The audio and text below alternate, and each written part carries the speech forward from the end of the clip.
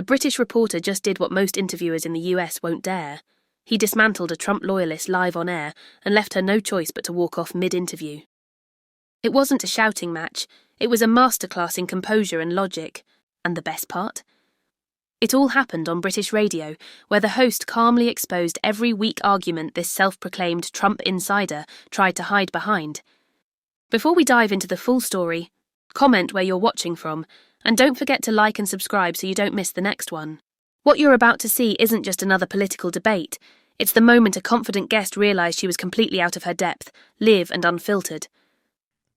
I've got to turn now to, as promised, to Dr. Jan Halper-Hayes, former Global Vice President of Republicans Overseas, as advisor to Donald Trump's 2017 transition team. Dr. Halper-Hayes, thank you so much for joining us this morning. Do you understand why so many in this country and in Europe more generally would have seen what happened in the Oval Office as an attempt to humiliate President Zelensky and be repulsed by it? Well, if they watched all 53 minutes, then I don't think they will have that feeling. If they saw clips of it, which of course will be clips of J.D. Vance and Trump being very angry with Zelensky, then of course they would come to that. Could you imagine President Trump speaking to, say, President Putin in that way? And isn't it precisely the point that he wouldn't, that is part of the problem? Well, if President Putin pushed him the way Zelensky pushed Trump, what did Zelensky do? What did he do that was so egregious in your view? Well, one is that he started litigating the 2014. He said, I don't want a ceasefire. He said he wants peace repeatedly. He just doesn't want it on Russia's terms, which you'll understand because Russia invaded his country. But he said, I don't want a ceasefire. He made that comment to Trump. He said he doesn't want a ceasefire if he knows that Putin is just going to renege on it a couple of months later, which is fair enough, isn't it? Because he's done that repeatedly, you will accept. Exactly. No, not exactly. I mean, the point is that, of course, anyone wants a ceasefire, but there's no point having a ceasefire, is there? Which is what Zelensky was saying to Trump, if Putin is just going to renege on it shortly afterwards. And Trump was saying, how do you really know? I mean, if you're really coming from that position, that no one can guarantee anything. But if you don't move forward to get something into an agreement and then be able to put the right security. But what has Putin said that gives you or President Trump any indication at all that he even wants a ceasefire? Putin has said he doesn't want a ceasefire at this point. Putin is... Look, I'm not here to have an argument because you clearly have a position that I don't agree with. What would that be? What would that position be? Well, I mean, we would both agree, wouldn't we, for a start, that Putin started the war?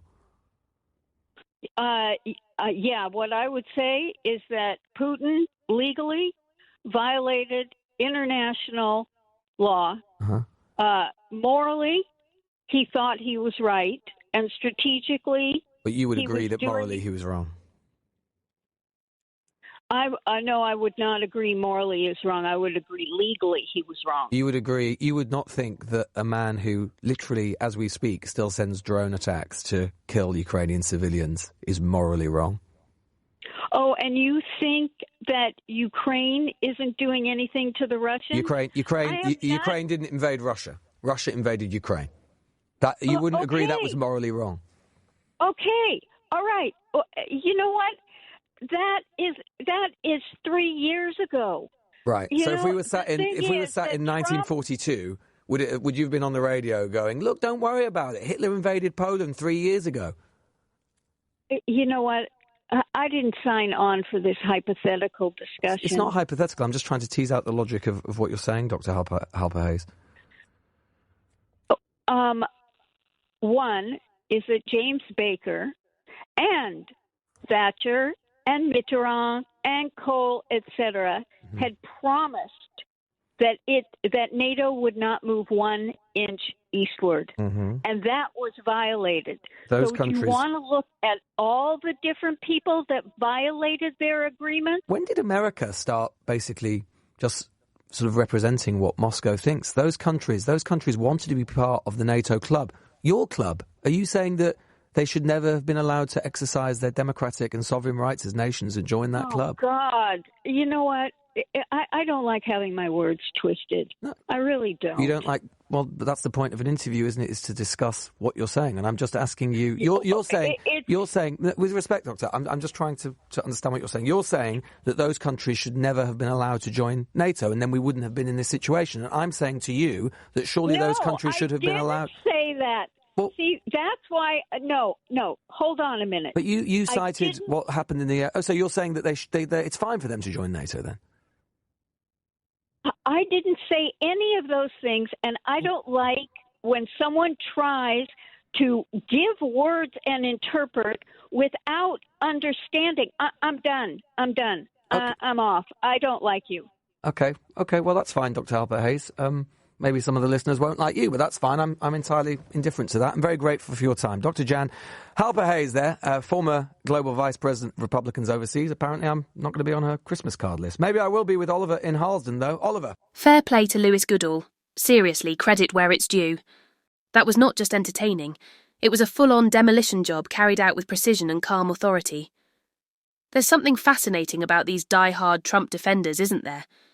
The moment they step outside their comfort zone, away from the friendly American networks that let them ramble unchecked, their confidence evaporates.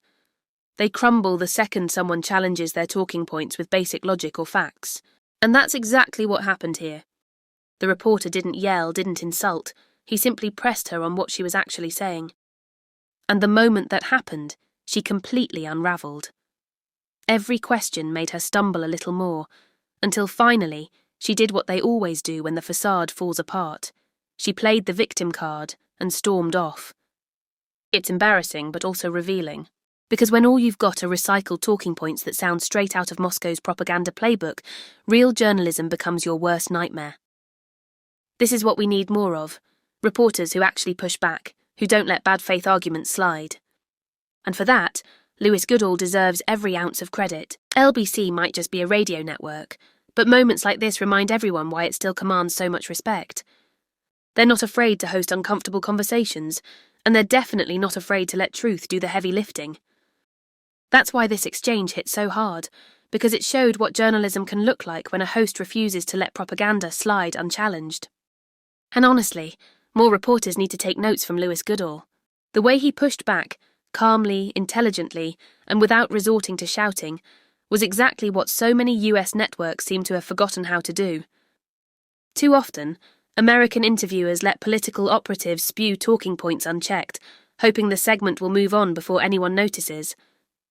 But when someone like Goodall steps in, that entire illusion collapses. You could see it in real time. Every time she tried to pivot, he held her accountable. When she started repeating the tired NATO expansion line, a classic deflection right out of the Russian narrative, he brought it back to the core truth. Countries have a right to choose their own alliances. That's what democracy means. And that's the difference right there. In the West, we're supposed to believe in nations making their own decisions, not in bigger powers deciding who's allowed to exist freely. But in today's strange political climate, we have people so devoted to Donald Trump that they end up echoing Moscow's lines on live radio, often without even realising it. They've grown used to echo chambers, to interviews where they're rarely challenged. So when a reporter finally stands his ground, they panic, stumble, and ultimately fold. That's why this moment matters. It's a reminder that journalism still has power when it's done right. So yeah, let's have more of this. More reporters willing to say, no, explain that, back that up. Because when the facts are on your side, you don't need to shout, you just need to hold the line. So what did you make of that? A brutal, no-nonsense interview, where Lewis Goodall didn't just debate. He completely dismantled a talking point machine and forced her to walk off live on air. Moments like that don't happen often, and when they do, they remind us what real accountability looks like. This wasn't about left versus right. It was about truth versus spin. Goodall didn't insult her, didn't yell. He simply refused to let empty rhetoric slide. And that calm persistence exposed everything. I absolutely loved every second of it. And I want to know what you think. Did the reporter go too hard, or was this exactly the kind of pushback we need more of in today's media landscape? Drop your thoughts down below. I'll be reading through the comments. If this is your first time here, and you enjoy sharp, no-fluff political commentary from someone watching the US scene from across the Atlantic, make sure to subscribe and join the community. And while you're there, hit the like button to help more people find videos like this one. Until next time, stay informed, stay curious, and keep questioning everything.